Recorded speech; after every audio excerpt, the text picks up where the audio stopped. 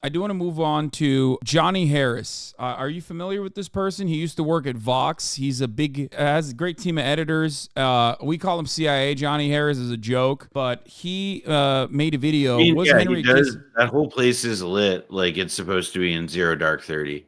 Yeah, he made a new video called "Was Henry Kissinger a War Criminal?" in which I assume he's going to both sides his legacy, and you can get a better understanding of what's going on right now. Kissinger was an American diplomat and political scientist.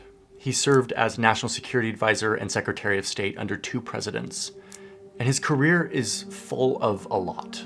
Some laudable achievements, such as normalizing relations with China, his career is full of a lot. Full of some actions that many call war crimes. Many of you watching are 100% positive that Henry Kissinger is a war criminal. Others might see Kissinger as a brilliant leader who helped the US navigate very uncertain times during the Cold War. I actually met Henry Kissinger once. I was working at a think tank in DC where he was a counselor and trustee.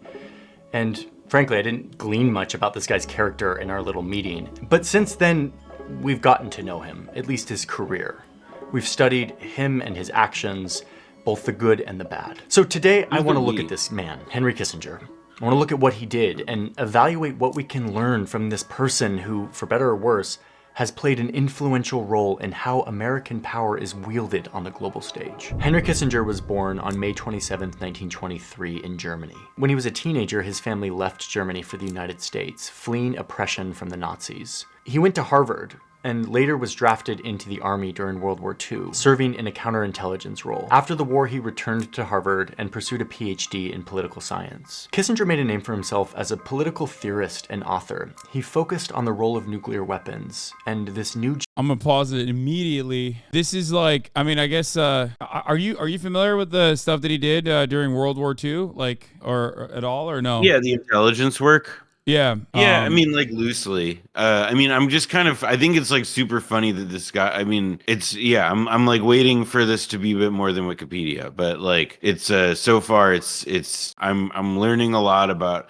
also he's like, when I was working at a think tank, I met Henry Kissinger. Wait, he met Henry Kissinger? Oh my God, he is not beating the CIA allegations. No, and, well, and it's, NATO too. Well, and also, well, then he says this thing, like, we've studied his career, we've da-da-da-da-da, and it's like, who the fuck is this we? Like, like part of me, like, so I don't know if the CIA Johnny character is a friend of yours, but he's no friend of mine. But he is a meme in this community. I mean, I watch his videos; they're very well produced. Usually, I think he's it's well produced. The script sucks, is what I'm really saying. Well, his style is very much so like, hey, a lot of the stuff we did in the past was bad and wrong, but like what we're doing now is actually fine and good. Like that classic liberal guy who's like whenever something gets declassified and in American public consciousness, we can like openly admit that it's bad. He will turn around and openly admit it's bad. You know what I mean? Yeah. While still using that legitimacy. I want to see what happens when he gets to the part where Henry Kissinger actually does the war crimes. Yeah, let's see. Geopolitics that had emerged after World War II. He studied a political philosophy called Realpolitik, which emphasizes how countries gain power by reacting practically to conflicts and situations. Why? By the way, so many like people that talk about Henry Kissinger, they don't have that same smoke for like Mersheimer. You know what I mean? Like why? Well, why is it? It's because like they are ill-informed, and because the Realpolitik thing is just like mumbo jumbo. Frankly, I mean, like Realpolitik is a real thing and like system of beliefs that can guide how people think about foreign policy. Just the thing is, Kissinger didn't evince those over the course of his career. Like he selectively used certain principles of them, and he cultivated the mystique of being somebody like that because it jibed with his image as a truth teller and as a wise counselor. Like it's very easy to see how and also it's just like truthfully, like it's very easy to lie and say like it was practical to kill all these people, and nobody will ever really press you on it in our political system. So it's like he can get away with this for like decades because it's like, yeah, like people will just take that as a granted that that's an okay assumption, that there is a situation that is conceivable where you kill 1 million people and it's fine. As opposed to based on ideology or values. But from my reading, what made Kissinger powerful was his ability to connect with people, to network in Washington, D.C. That was perhaps his greatest asset. And the thing, yeah, I mean, he's not wrong. It's just keep playing. I just want to see how he talks about this. Yeah, I mean, his ability is to suck ass. Like he's very good at ass sucking. It's like his ability, but he thinks John Harrison thinks as a positive. I don't. That's the difference. thing that kept him close to power. This was later exemplified by the fact that Kissinger served under both Republican and Democratic presidents. You can start to see Kissinger's realpolitik and networking skills in full action well before he ever stepped foot in the White House. According to this archived document from Nixon's chief of staff, early in his career when he was working for the Democratic president LBJ as an advisor on Vietnam, he cozied up to the Democrats' political opponent, Richard Nixon, who was running for president. So he cozies up to Nixon and conspires to pass Nixon information about secret Vietnam War peace talks happening in Paris. Nixon could potentially use this information that he got from Kissinger to prevent the peace talks from going well, which thank God, thank God,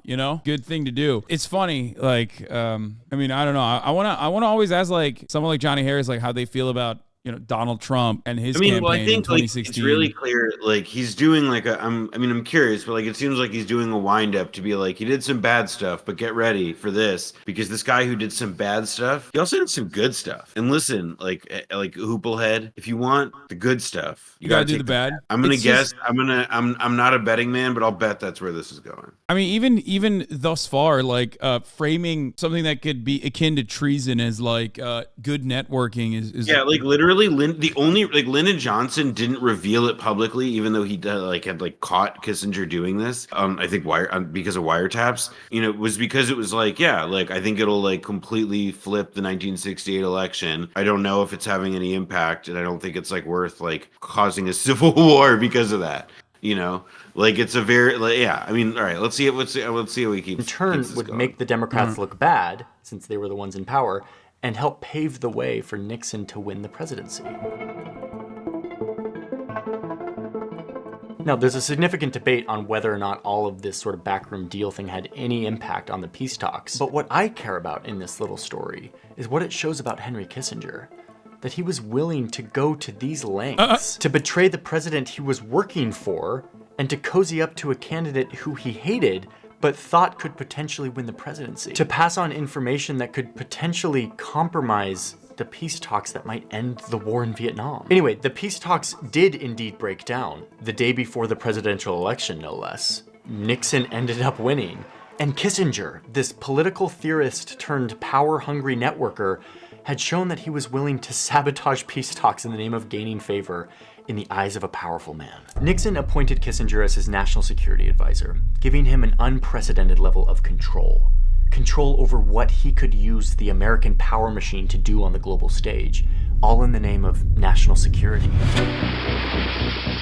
Okay. No cap detected. This is very good. Yeah. No, so far so good. A lot of people were telling me like he's Mr. CIA in this one, but so far not bad. Yeah, I mean we'll see where the turn comes, but so far so good. Really know what this was like to live during the 60s and 70s, when kind of everything was about the Cold War and specifically Vietnam. So now you have Henry Kissinger and Richard Nixon overseeing this war. It was a war that was no closer to ending. A war that, remember, these two conspired to lengthen so that together they could end it and score Nixon political points. And this leads us to perhaps the most infamous of Kissinger's sins. There's a reason why Anthony Bourdain said, quote, "Once you've been to Cambodia, you'll never stop wanting to beat Henry Kissinger to death with your bare hands." That's because in March 1969, Kissinger directed the US Air Force to fly over Vietnam's neighbor, Cambodia, a neutral third party, and to drop bombs everywhere. By the way, his involvement on the bombing campaign is like far beyond like anyone. He literally picked the targets. Yeah, like anyone in that position, I feel like leading up to this moment was not this involved in exactly where to bomb. Like picking targets is crazy. No, and it was also meant to keep people out of the loop. Like it was meant to make sure. So, because Kissinger basically, in between the election of Nixon and his inauguration, Kissinger put together a plan to remake the National Security Council from this kind of, bureaucratic intelligence analysis and centralization like division to basically being like, the end all be all for anything to get, to reach the president. And Kissinger asserted all that power and kind of, like just put it up on a plate for Nixon and designed it so that Nixon could insulate all of this Cambodia decision making from the rest of the government. And this included the Secretary of Defense, Melvin Laird, who didn't oppose bombing Cambodia, but opposed the idea of doing it secretly. And then Secretary of State William Rogers, both of whom Kissinger wanted, Kissinger eventually wanted and took Rogers' job, but he hated both men and saw them as threats to his own pole position within the White House. Yeah. For chatters who are asking, why did they bomb a neutral country? Because they considered it to be of strategic interest, because the Ho Chi Minh Trail existed where they suspected that the Vietnamese army was getting weapons through through the border, basically. That's it. President Nixon and Mr. Kissinger because the enemy walked through parts of it, or so was thought. Unleashed 100,000 tons of bombs, the equivalent of 5 Hiroshimas. The bombing was their personal decision. Illegally and secretly, they bombed Cambodia, a neutral country, back to the Stone Age. The goal was to eliminate North Vietnamese supply lines and strongholds that were in Cambodia, but the response was carpet bombing. Carpet bombing is indiscriminate. It has unknown targets, which means that civilians usually get caught in the crossfire. So now you have B-52s raining down hell from the sky at all hours of the day. Here, I'll explain it like this for all the Zoomers. They had terror tunnels with terror babies in Cambodia. That's why, okay? They had tunnels of terror. So that's why they just like indiscriminately bombed areas of high civilian population density. It's worse than that, dude. It's worse than that because Nixon believed that. So there were two communist fighting forces. There was the PAVN, which is the People's Army of North Vietnam, and then you had the NLF's fighting force, which I guess is called like the VC in America. But these two fighting forces were like Nixon believed that the NLF's military command was in Cambodia. And so he believed like the evidence shows that Nixon believed that they were taking out the like Viet military leadership there. When in reality, they were bombing the poorest part of one of the poorest countries in the world, like Holocaust levels for, like years essentially. Yeah. Homes were reduced to rubble, entire villages were turned immediately into refugees, and what the record shows, that came out later, is that all of this indiscriminate bombing, this slaughter from above, was approved by and then concealed by Henry Kissinger. Approved isn't strong enough. Kissinger literally picked the targets. This was Kissinger's baby. So, but that's semantic almost. I want to emphasize that it really was. Oh, yeah. No, for sure. This map that you're looking at is not some stylized representation of this. This is actual data. We have the data of every bomb, hundreds of thousands of bombs that were dropped on Cambodia during this time. All in all, at least 100. I mean, to be fair, it's just, even when you think about the authorized actions that the American government took in Vietnam, you look at South Vietnam and what they did there, and it's like, you know what I mean? They're god awful. They're belligerent across the board everywhere, unconditionally. And we also this is just Cambodia. Laos was bombed even more heavily. And this is this is just the part that Kissinger created. Kissinger engineered. I mean, one journalist, he very famously wrote a book about this called Sideshow. This was just one element of it. Yeah, 100,000 Cambodians died in all of this. 2 million were made homeless.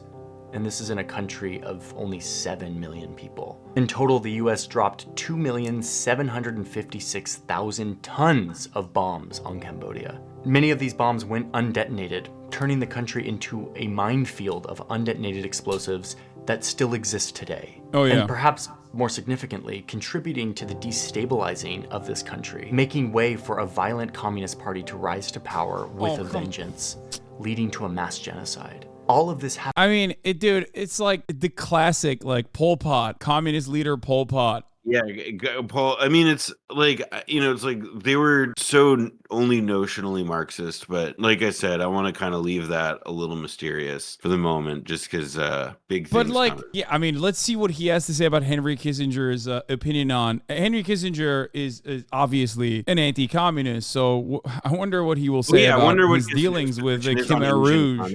Generally, happened in secret, without the approval of Congress. It was Henry Kissinger, this one man, wielding his deftly gotten power to ruthlessly get what he wanted at any cost. As the endless war was near its end, peace negotiations kept breaking down. In response, Kissinger sent another round of brutal bombings around Christmas 1972 in an effort to force the North Vietnamese back to the negotiating table.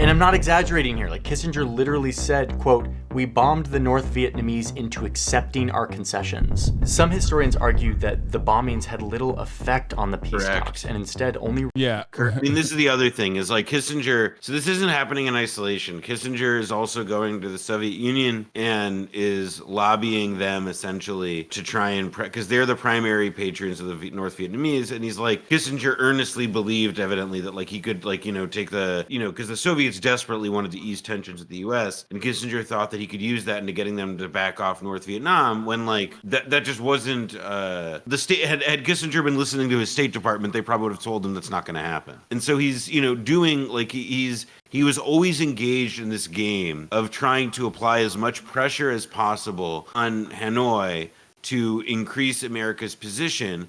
But this guy, he keeps saying like some historians argue whatever, but like he shouldn't do that, because the record by this point is pretty clear. None of it mattered. Like the way that things wound up meant that like Kissinger's, none of his interventions changed anything in the end, except that more people died.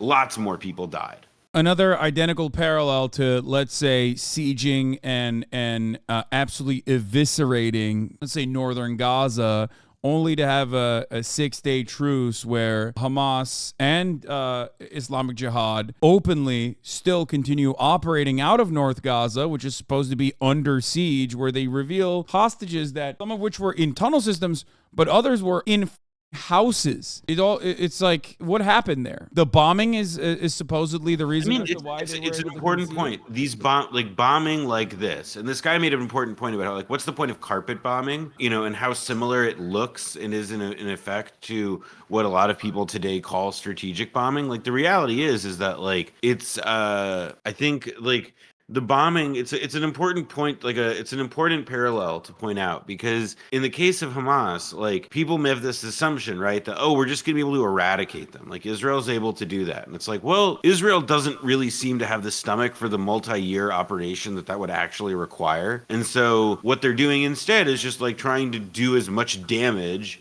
This is my perspective, until somebody says stop. And like, the like, that's where it's like the difference here is that what makes this arguably, like in a certain sense worse, was that the North Vietnamese had, for all intents and purposes, won. After, Tet offensive in 1968, the Vietnam War had essentially been lost. Like, there was no military victory was broadly understood as no longer possible, based on what America was willing to put into the war. With that determined, like, what this ended up doing, this was Kissinger and Nixon saying, well, actually, we can really win this thing if we just do it our way. And, it didn't do that. As the freeze frame says, it just brought more pain. Like, that was it. And the North Vietnamese, repeatedly, I have an article that'll come out, I think, tomorrow or the day after, where I go in a little bit more detail on this. But, like, the North Vietnamese understood that this was what they were doing.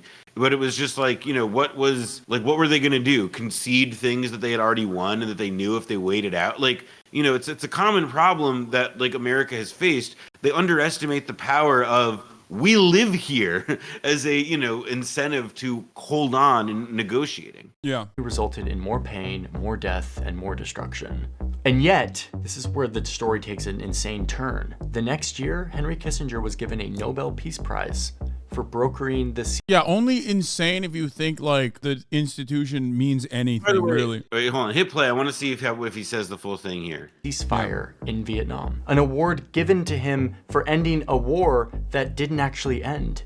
An award that his North Vietnamese counterpart would decline. Two members of the Nobel Peace Committee resigned in protest because of this. It is as if everyone at the Olympic Stadium joined in carrying an athlete on their shoulders in an endless triumphal procession, without pausing to realize that, in fact, he had won no gold medals at all. And Kissinger himself even felt weird about this. Why Buckley? To use there, I wonder. I mean, I guess he's so eloquent. Well, no, I mean, it is like he's a figure. Like Buckley and Kissinger had, like, I'm curious, like it's an interesting, but there's backstory there, like with Buckley and Kissinger. Kissinger used Buckley as he went to Buckley a lot to lobby for Nixon's policies, and used him as a conduit to the brighter press, the conservative press specifically. Buckley is I guess Tucker Carlson of the era. No, he's more than that, in the sense that like Tucker Carlson is he's a one-man show. He promotes himself. He's got his shtick. But like Buckley, he built a magazine. It's always been a money loser, blah, blah, blah. But like he sought to, he fashioned himself as somebody who was like an institutional influence. And so if, the Republican Party president comes to you and says, I need you to stand with me, from attacks from the right on my Vietnam policy, then Buckley would do that. But also Buckley knew that, when there was like the thing was lost, like he wasn't, I think that was one of the other things with like the Vietnam policy that was hard for even a lot of conservatives to fathom from the outside, which was that like, why are we doing this thing half-assed? Like, why are we why aren't we committing more to it if we're going to do this? So yeah, like it's that sort of like Buckley he was more of an instrument than a font of ideas in this moment. And offered to give the medal back to the committee. Okay, this is one of the great parodies of the modern era that this ever happened, but it doesn't end here. In Chile in 1970, Kissinger directed the CIA to destabilize the country and seek to overthrow its recently elected socialist president. The coup attempt failed here, but it eventually did lead to the assassination of a Chilean general. The president was eventually overthrown and replaced by this Chilean general who would go on to kidnap, murder, and torture his political opponents. But because he wasn't a communist, Kissinger turned a blind eye. That is the most egregious use of passive voice that I've ever heard in my entire life. I don't think he's trying to say that the CIA didn't do it, but it's just like No, this is what I mean. He is literally doing that. I mean, but the thing that more bugged me was that he said in 1970, and then he has a photo up of Kissinger and Gerald Ford, who wasn't president until 1974. So just like, listen, CIA guys, if you're editors, if his editing team is watching this, come on, do better. In fact, one of the features of Henry Kissinger during his time was cozying up to dictators all around the world, all in the name of securing America's place as the global superpower. Yeah, he has done a video on coups where he literally said that there wasn't enough evidence to say that the CIA orchestrated the coup in Chile. Wow. That's why I'm saying, like, his I mean, it's funny because like the general that he talks about, like the killing of Renee Schneider, was like, that was literally a CIA operation. I've looked at the files of Tony Sforza, the control agent who ran that operation. Like, it's just so funny. But yeah, whatever. Go on. No, that's what I was trying to say, is that like the way that this insidious propaganda works is that you have to be somewhat critical of like what the CIA has done, as long as they've like kind of declassified it, and as long as like people kind of understand, you know what I mean, that it was like bad. But if there isn't a letter that specifically says like, hello, we are interested in doing a coup and putting Pinochet in power in a declassified document, these guys will always turn around and be like, oh well, there's no literal evidence, you know. Yep. Like, he made it seem like the coup that occurred was, and Allende just like kind of magically perished on his own as a series of unforeseeable events. What's the thing that people put on like Instagram now when they don't want to say killed or whatever? Unalived. Yeah, he unalived himself. Yeah. He pledged his support for for this Indonesian military dictator as he was invading East Timor using American weapons. We have this declassified document of the conversation between Kissinger and this military dictator. Kissinger telling this military... Like, what do you need more to just, like, literally fucking draw the line perfectly? Like, even that, in my opinion, is, like, not a passive voice. It's like, oh, this guy, rugged anti-communist dictator we placed in power and trained its forces to do, like, the worst amounts of torture and violence, then gets greenlit to go and invade East Timor, which, of course, also has a communist movement at the time. So, like, how does that, like, what do you mean? It's just a direct involvement there. There's direct American involvement at that point. Well, but like, this is the thing where it's like, you can't, like, it's difficult for Americans to accept that, like, look, it was Chileans leading that Chilean coup. It was, or it's Indonesians that are invading East Timor. But as the ones with the preponderance of power, we know what we're fucking doing when we let those people do those things, or we don't let certain people do certain things. Or when we arm them. Exactly. So we hold that standard of other people. So I think it's always like people are just trying to cover their asses a bit about, like to me, it just feels like softening the blow of realizing how often we're the bad guys in history. That's all. I do think it's successful though, because there are so many people out there that adorn the aesthetics of like radical politics, but then turn around and routinely say like, oh, Hasan, your arguments they're campist. This is the new thing that they love saying. You're campist. You're just like America bad guy. You don't have any like thought behind it. You just say America bad. And I think it's like a position that they take because they don't want to say America good, because that'd be embarrassing to have the politics of your grandparents. Like, that's yuck. It's gross. It's embarrassing. You're new. You're an anarchist. You're radical. You're a radical leftist of sorts, but you also want to defend NATO. You just kind of get on the defensive and say, well, some of these coups occurred on their own, and America's involvement in them is questionable. Yep. Military dictator to move fast on his invasion and to not be too obvious about the fact that he's using U.S. military weaponry in support. The dictator did move fast and soon was exterminating hundreds of thousands of people. Kissinger and his big powerful apparatus standing by to watch what they had sponsored. While illegally bombing Cambodia, Kissinger also oversaw illegal bombings in Laos. He supported Pakistan in their genocide against Bangladesh. He supported Turkey as they invaded Cyprus. He helped kick off U.S. dependence Henry Kissinger, not all bad. No, I'm just kidding. on Saudi Arabia for oil in exchange for selling them weapons, a relationship that we're still bound to today. He supported coups and death squads across Latin America, and the list goes on and on and on. I won't have it from him that he's doing this against communism. It's just another of the constituents of the gigantic lie that constitutes his reputation. He's a thug, and a crook, and a liar, and a pseudo-intellectual, and a murderer, okay? All of those things are factually verifiable. Factually verifiable. I mean, listen, it was the Cold War. Like, again, none of us can really capture what that was like. Oh, come on, dude. It's just the Cold War, dude. We don't know what the real fears are. I mean, honestly, by the way, that's a very Kissinger argument, because Kissinger believed that history and facts were fundamentally unknowable. And so thus the only way to proceed through the world was to just fully, concentrate on making your own reality as you wanted it. So, when somebody ever tells you like, oh, you can't know what it was like, like, just know that that's what Henry K. has said at some point, that exact formulation. Yeah. It's funny to say that. It's funny to say that in 2023, like after he died. Oh, we just didn't know. We didn't know what it was like. We don't know what the vibes were. He just died.